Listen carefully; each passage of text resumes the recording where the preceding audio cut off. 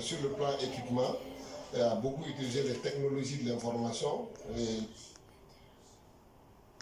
À 12 milliards de dollars. Ça montre que le plan a fonctionné et que c'est un exemple à suivre. Nombreux sont les pays africains qui suivent de près l'expérience marocaine et qui souhaitent s'en inspirer.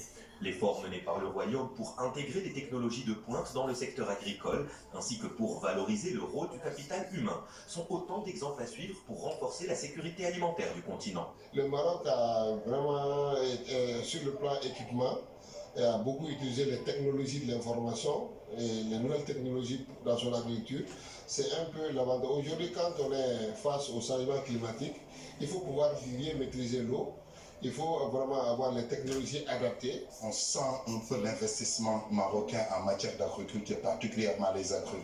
Et maintenant, sur les cultures à haute valeur ajoutée, comme le safran et autres, on sent aussi que le Maroc a fait un effort important. Si le Maroc parvient à le faire. Aujourd'hui, propose à toute l'Afrique des formations dans tous les domaines, notamment dans les domaines de l'agriculture.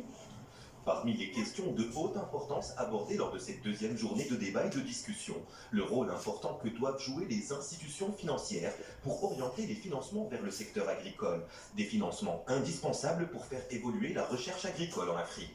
Alors qu'une dernière journée d'échange d'expériences aura lieu demain, parmi les annonces faites lors de ce sommet de Dakar, on retiendra cette décision de la Banque africaine de développement, qui est également co-organisatrice de l'événement, de consacrer 10 milliards de dollars au cours des 5 prochaines années pour éradiquer la faim en Afrique et faire du continent un fournisseur de denrées alimentaires pour lui-même, mais également pour le reste du monde.